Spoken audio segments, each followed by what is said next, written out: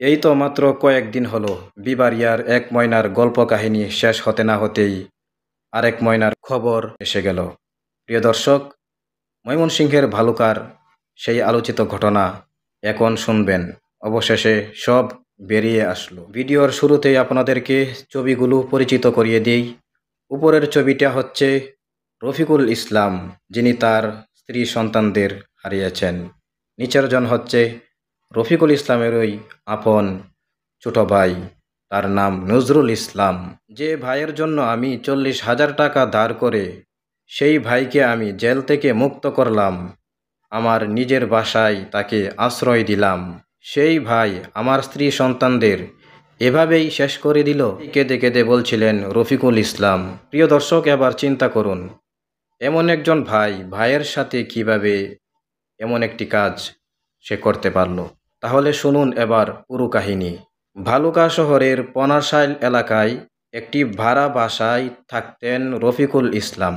সঙ্গে তার স্ত্রী সন্তানরাও থাকতেন, আর তার ছোট ভাই নজরুল ইসলাম থাকতেন পাশের রুমে।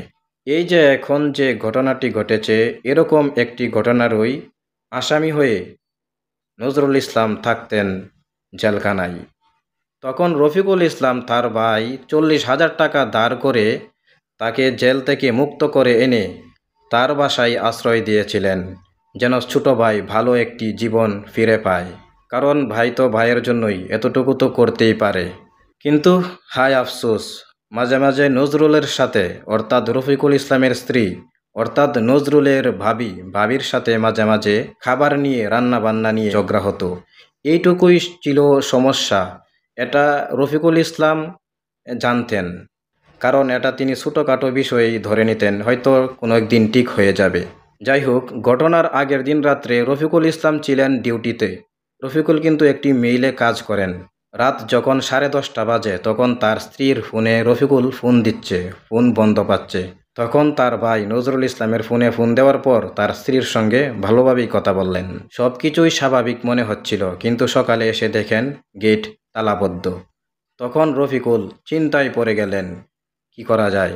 তখন বাসার মালিককে নিয়ে তখন সেই তালা ভেঙে বাসার ভিতরে তারা প্রবেশ করেন। বাসার ভিতরে ঢুকে যা দেখতে পেলেন, আপনারা হয়তো অনেকেই ছবি দেখেছেন, ঠিক তেমনইভাবেই রফিকুল ইসলাম তার স্ত্রী সন্তানদেরকে এই অবস্থায় দৃশ্য দেখতে পান। দেখে কেঁদে কেঁদে এই কথাগুলোই বলছিলেন। ওই যে ভিডিও শুরুতে আমি যা বলছিলাম, যে ভাইকে আমি 40,000 টাকা ধার করে তাকে জেল থেকে মুক্ত করে আনলাম, তাকে আমি আশ্রয় দিলাম, সেই ভাই